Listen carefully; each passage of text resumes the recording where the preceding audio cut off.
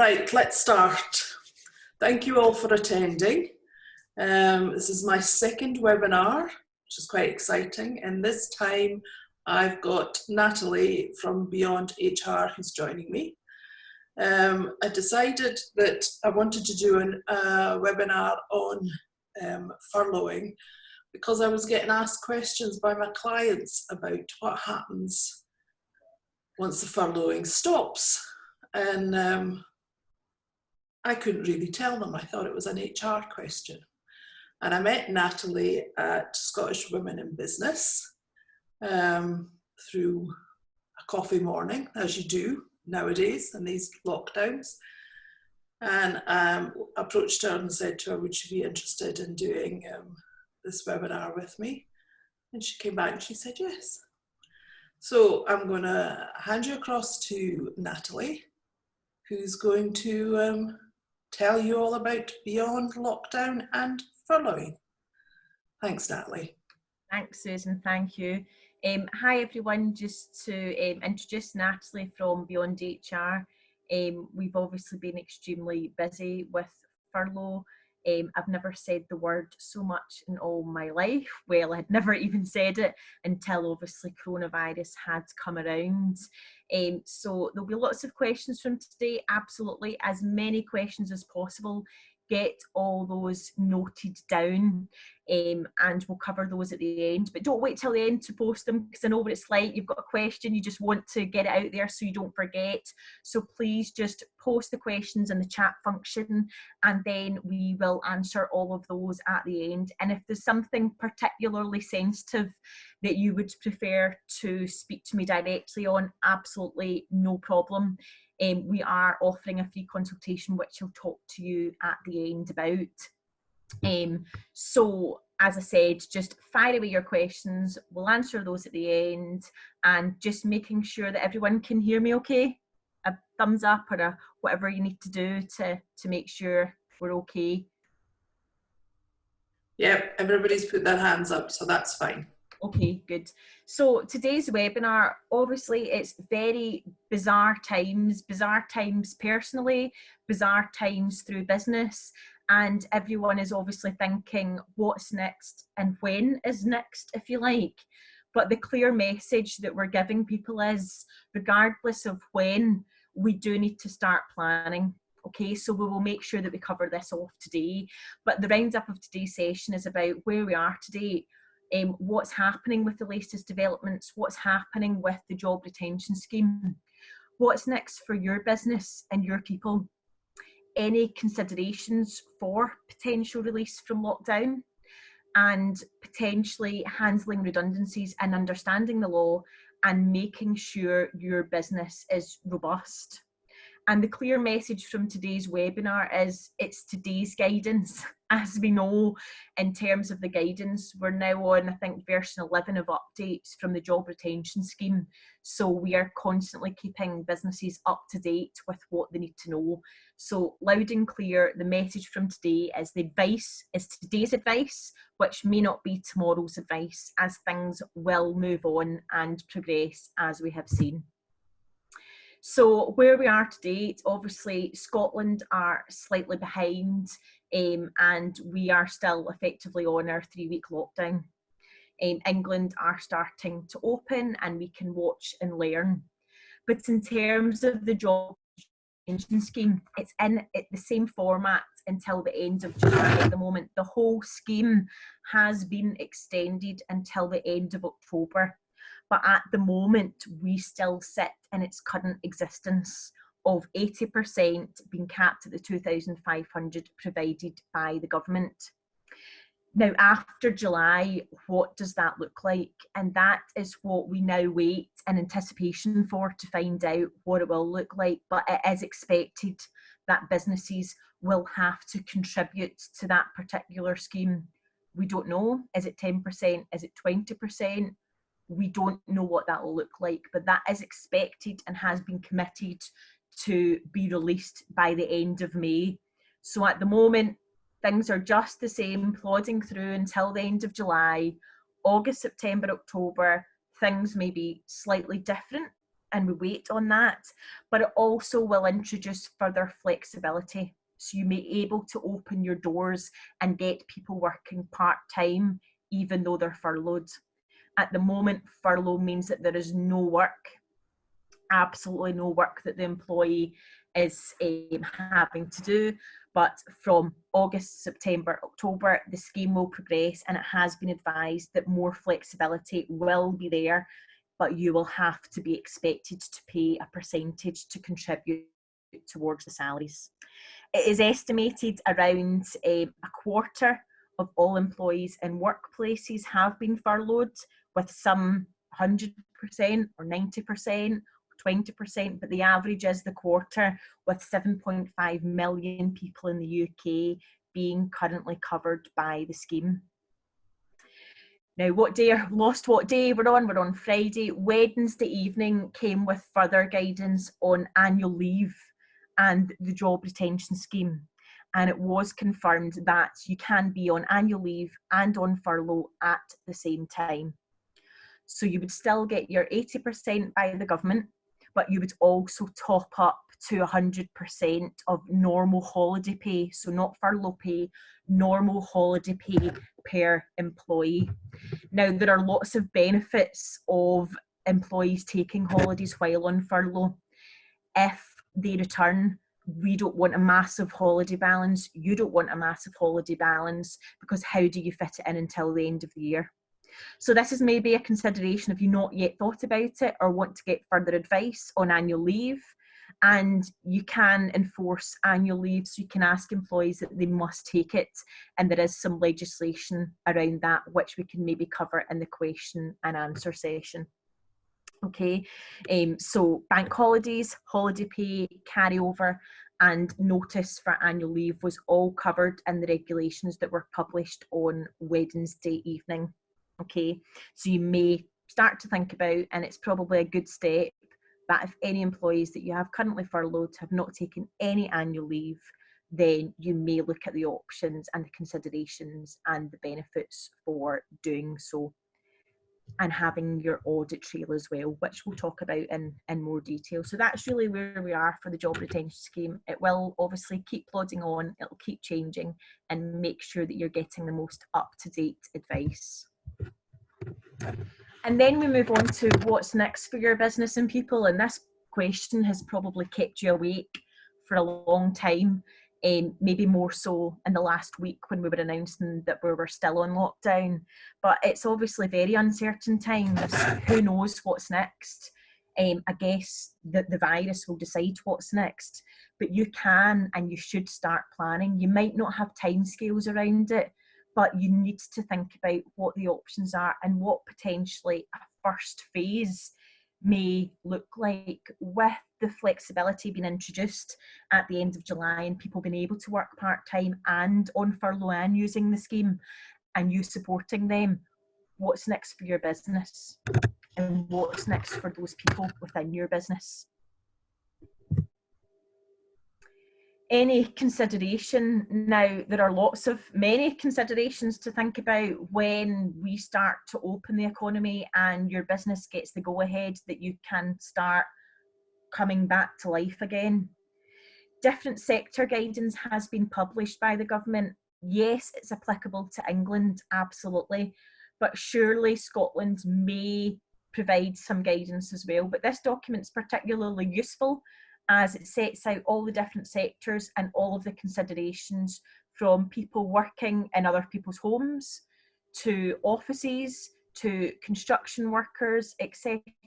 So I would advise and point you in the direction to go away and to have a look at that, to see what may be the first phase or what may be the guidance that you would need to abide by when you do open. There are obviously lots of HR considerations and indeed lots of health and safety obligations as well that you will have.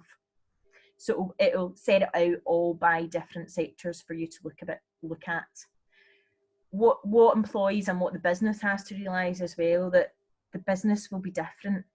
Yeah. For example, a lot of businesses have changed their services from gin distilling to now, not distilling, but now making hand sanitizer. They've had to think outside the box. We have event companies that are now manufacturing and providing PPE. So the business has changed, and the business may continue to change during this by thinking outside of the box and obviously adapting. And your people may be different. The people that you let go on furlough and the people that return to work may be very different people for various reasons, from mental health to trauma to bereavement during this time to upskilling social skills where they've just been at home, maybe not even been on many Zoom calls, been self-isolating, been away from society, and now they're back into a workplace. So these are all the considerations that you now need to think about. And the recent stats from CIPD, so the Chartered Institute of Personnel and Development, had questioned, and the survey came back that 2 in 5 people are anxious about a return to work. So bear that stat in mind, that for every 5 of your employees, 2 of them will be extremely anxious about coming back to the workplace. And that moves us on to your considerations and your legal duties with these people coming back. So managing a safe return to work, what does that look like? Employees have a legal duty to feel safe in their work. So with 2 in 5 being anxious, then what do you need to put in place from a health and safety perspective? Where are you getting your advice from to make sure that you are ticking the box for managing a safe return to work? What do you do with the people that put their hands up and say, I'm not coming back to work, I don't feel safe enough to do so? And even considerations like, yeah, safe return to work, but without public transport, how are these people getting back to work as well? Then you must look at your policies and procedures. So first of all, do you have any in place? And if not, you need to get those in place quickly. But do you have an extensive social distancing policy? We can't take away from the fact that social distancing is here for the long haul. Even when your business opens, the 2 meters will have to remain. Masks may have to be put in place. Home working, an extended home working policy needs to be put in place as well, because actually the workplace may not be safe for people to return to, and you may have home workers working from home for an extended period of time. Hygiene policy, mental health policy, the list goes on in terms of what you must have in place. And actually documentation. At the beginning of furlough, it was extremely stressful before furlough came into place. The amount of documentation that I looked at that did not, for example, talk about the short-term working clause. Now, had furlough and had the government not stepped in, there would be a lot of businesses in a lot of very messy situation because they didn't have a clause written down. So that's what we need to be careful of. Training, so it's not just about managing the safe return, having the documentation, but how are you training people in this? How do they know what the expectations are? To you and I, you may feel that it's common sense, but if it's not written down, it didn't happen. So have you trained them in the process? Have you trained them in what they need to do? And where is that documented? Your workforce planning is probably one of your starter areas as well, and it's all about being fair. So what parts of the business can you bring straight back? And is it 100% of the employees in that affected department? Or do you have to rotate? So you may have a group of 5 individuals that can come straight back to work, but actually you've only got work for 2 or 3 of them. What is your plans moving forward? How do you rotate these people? How do you keep it fair? And then sadly, it does, and all businesses are thinking about the cost reduction options. So when the furlough scheme ties off, and they said it won't be a cliff edge approach, but is it short time working? Will we need to lay off? And ultimately, will there be some casualties through this? And therefore looking at redundancy, which we will cover more. Varying terms and conditions as well. So your documentation will state any changes in terms of timescales. So there might be a 30-day gap between you being able to do anything, between you being able to change people's terms and conditions, whether that's reducing their working hours, reducing any potential benefits. So that's why we're saying you need to start planning now. You need to think about what that will look like, because actually you may have to consult with staff and you may have to abide by your 30-day consultation period or varying the terms and conditions to enable you to fast track your changes as well. So it's not just a case of the gates opened, let's get back in, we're reducing your hours. Your documentation will dictate what that time frame is and giving people notice in order to invoke those changes as well. Handling redundancies and understanding the law. Despite many rumours, coronavirus did not eat up employment law. It still exists and you still have to abide by it even in such times. There's legislation and there's risk of not following this even during coronavirus. So the principles, if we do get to the stage of redundancy, would be understanding the law, would be following your own policy. And if you don't have a policy, you need to get one in place. Communicating effectively. Now, I can think of many businesses throughout this process that have been plastered all over social media, all over newspapers, that have maybe done the wrong thing or have jumped in too soon. There was a hotel that just lettered everybody advising goodbye. Is that how you want to be remembered for your business? And of course, there'll be repercussions to that company now because they didn't follow any process and the reputational damage. So communicating effectively and following the process. And the process is there to prevent any claims or any risk. Obviously, it has slightly changed because now meetings can be held via Zoom, but those meetings still have to happen regardless. The legal definition of redundancy, there are 4 definitions, and I'll forward a copy of these slides for Susan to get out to you afterwards. I won't bore you with the legal jargon, but basically the clear message from here is that it has to fall under one of these categories. Don't just make it up yourself. This is the definition, the legal definitions of redundancy. So for example, the company has ceased or intends to cease to carry on the business for purposes which the employee is or was employed, okay? But we can assist with making sure it's a genuine redundancy and it would fall under one of these definitions. The terminology that we look at throughout the process is the role that's redundant, not the employee. So many businesses get caught out with this, where it's about the employee. It's not about the employee, it's about the role. And at this point, your plans are all just proposals. And the employee has to have their input. The process will fail otherwise if the employee does not have the input. So the language that you use throughout the meetings, the questions that you ask, the agenda that you must follow, all forms part of the process. Now we go on to, if you're making less than 20 people redundant in the business, we're looking at a reasonable timescale, and we can guide you through what that means in practice and in plain English. But if you're going through collective consultation, this is only applicable where you are proposing to make more than 20 people redundant in your business in a period of 90 days or less. And if you're proposing to make 20 to 99, there is a 30-day consultation process that's required before your first dismissal takes effect. And for many of us, hopefully we're not in the situation, but where we're making more than 100, that then jumps into a 45-day collective consultation. So you can see why I'm saying about planning now, because if we wait till the gates are open, you still have 45 days from there, you still have 30 days, but we must be very mindful that actually while the furlough scheme exists in its current state, we need to be careful that we're not just making redundancies because it can lead to unfair dismissal. So we need to be very careful. There are various processes throughout this. So you need to elect representatives because you won't be consulting with all 80 people, for example. And there is statutory information that you need to guide and give out. Understand the webinar, I've fed a lot of information at you so far, but don't worry, you'll have a copy of the slides and some of this may be applicable to you, but we're happy to answer even any further questions after this as well.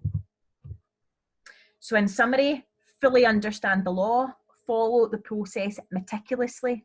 Even if there is a genuine reason, if you've not followed a process, it's a failure. Okay, so it can turn into something because you've not held, for example, the required meetings. And appreciation of the importance of communication, taking your employees through the process with you and not leaving anyone behind. And in terms of throughout coronavirus and redundancies or short-time working or varied terms or furlough, any of these areas that we have explored today, always keep up to date with the government guidance and updates. It is always being updated. The government love a 5 p.m. update on a Friday for some reason, where on a Monday our calls just go sporadic through the roof again. So making sure that you are keeping up to date and wherever you get that advice from, have a plan in place. So it doesn't have to have dates, because dates are all uncertain at the moment, but when your doors can open, how will the business run? Who does that involve? And how do we need to make it work? Seek advice at every step. It's very, very important what you do, and making sure, don't rush people back to work, because actually there can be some repercussions. There is some various cases that are already documented and published out there where maybe employers have not done the right thing, so be very cautious. Document everything, because in an employment tribunal's point of view, if it's not written down, it just didn't happen, to be honest. Also, for when you furloughed your staff, have you lettered them? Because actually, if you're audited by HMRC in up to 5 years' time, if you don't have the paperwork, you're not going to be in a good particular situation. So you need to make sure that you have documented your letter throughout the process, advising and gaining agreement to make them a furlough employee, because it's a change of status. Having return to work discussions with everyone as well. Remember, the stat of 2 in every 5 people will be feeling anxious about coming back to work. What's the problems? What are they facing? How is life at home? If they're continuing to work from home, is everything okay? What else do they need from you? And having that discussion in terms of what you've put in place to reassure them that it's okay. But for some people, it might be different discussions where maybe they don't feel comfortable to come back to work. They need to shield as per the government guidelines, or indeed they're maybe pregnant and again have to shield as well. So having discussions and communicating and documenting these discussions. Ensure communication is consistent, and if you do decide to take any risks, being well informed. So whether that's a shortcut through a redundancy process, or it's maybe a health and safety issue, making sure that you're well informed what the potential cost and reputational damage could be for your business before you decide to make that decision. So we'll jump on to any questions. Just a very quick piece on who we are. So Beyond HR have been operating for 26 years, and we cover clients in Scotland, England and Northern Ireland. We offer unlimited telephone and email and Zoom advice, and we deal with documentation and on-site support, guiding and holding clients' hands to make sure that they can sleep at night and don't have the HR headaches that they may have. Business owners are too busy running their business to think about additional legislation. They've got commercial legal, they've got health and safety, they've got HR. We help business owners sleep at night and just focus purely on the business with the confidence that we can help deal with the HR side of things. Okay, we're offering a free consultation call as well. Our details are there, inquiries at wegobeyondhr.com or 01413781140. If you want to speak about anything specific to your business or specific to furlough or return to work, we are advising you to seek that free advice call from a member of our team. So rush through that to make sure I gave you as much advice and as much information as possible. But I do believe obviously a lot of people will have questions, so we've made sure that we've got some time for questions. Thank you. Thank you very much, Natalie. That was really good. I've got some questions that clients had asked me before the webinar started, so I'll ask them first. One of them had said about the holidays. What if they hadn't taken their holidays by the time they went back to work? I think you kind of covered that in the in terms of, so annual leave, obviously, if we get to worst case scenario, furlough will be running until October. Now, some people might be back to work by then. It wouldn't be great for the business if people came back to work with a massive holiday balance either. No. So there is a rollover. The rollover was really there for maybe NHS workers, for shop workers that have been unable to take annual leave. But being in furlough is not a reason for being unable to take annual leave. but you make sure that it has to be paid at the 100% and not at the 80%. You get the 80% from the government, and then you top that up to 100% of holiday pay. But it means that when people come back to work, they have used some of their balance. You can roll over if you like, but you can enforce that they use their holidays as well. And the rollover can be any amount?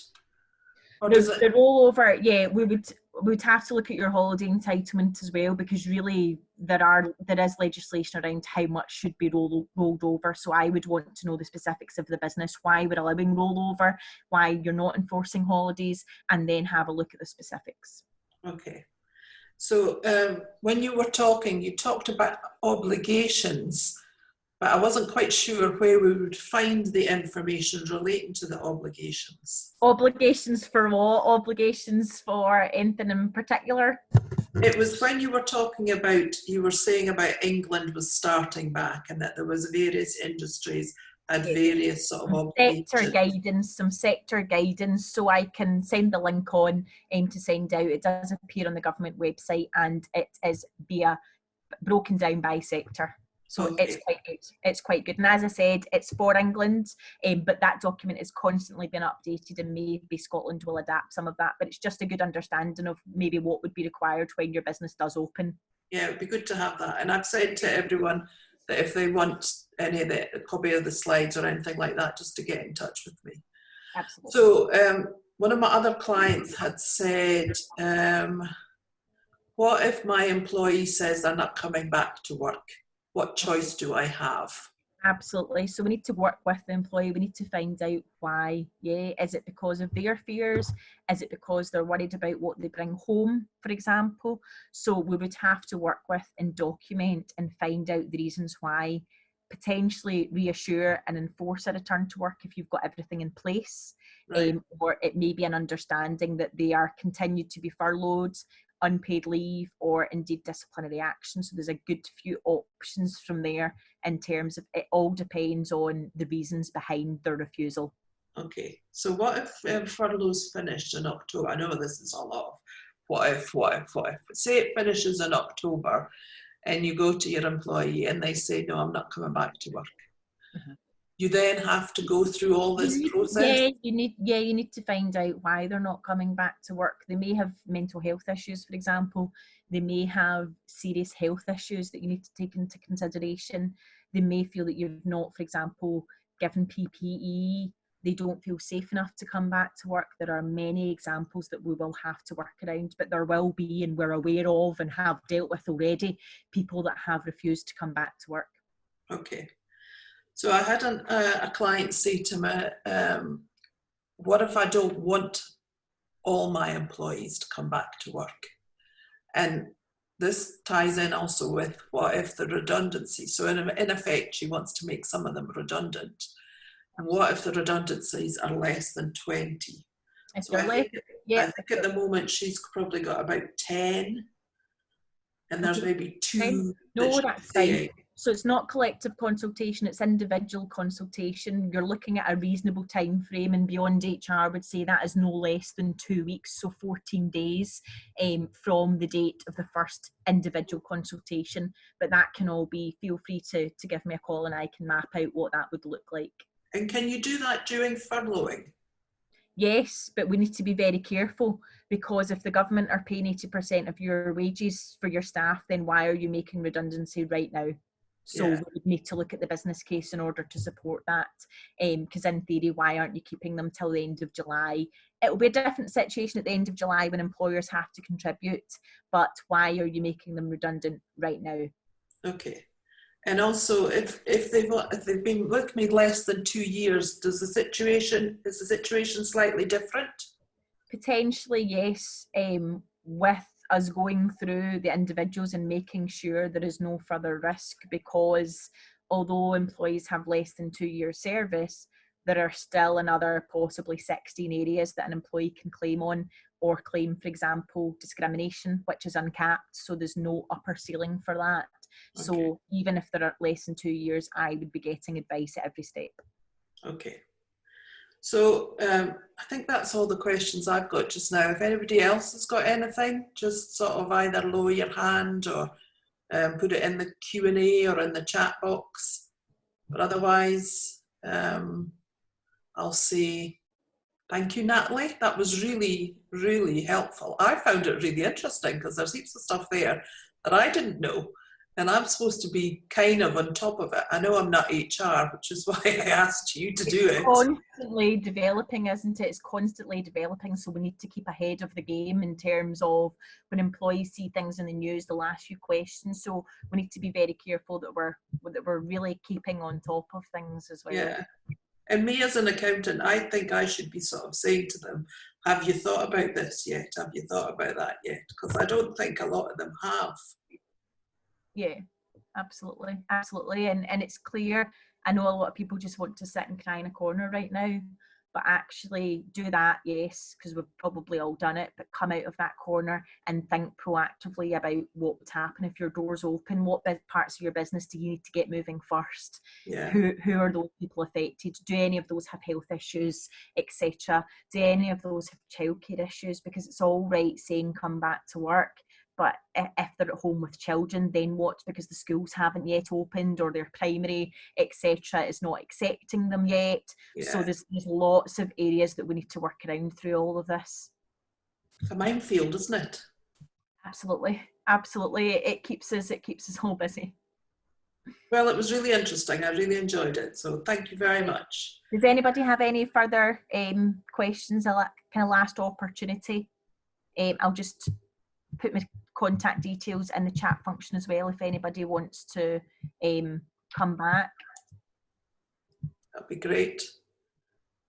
And this is going to be it's recorded just now, so it'll be posted on my YouTube channel, and I'll send it out to everyone that couldn't turn up today, so at least they've got an opportunity to, because I know that life happens, and sometimes you say you're going to come and you can't come. Absolutely, and everyone's particularly busy at the moment in various ways between childcare, homeschooling, working, juggling. I know. It's lovely to virtually meet you all. And you. I hope it was worthwhile, and feel free to take us up on the opportunity for that free consultation call. Someone's asking for a copy of the slides. Absolutely, I'll pass on the slides, no problem, so that you have any of those. And I did rattle through them, but that was just so there was enough time for questions. So if there's anything that you're not clear of or want some further information on, please just give us a shout. And Catherine, I'll make sure that you definitely get them. Thanks very much, Scott. I'm glad you liked it. Thank you. It was very good. I really enjoyed it. Nice half an hour to be thinking about something else. Okay, thanks very much, Natalie. And thank you everybody for attending. Bye.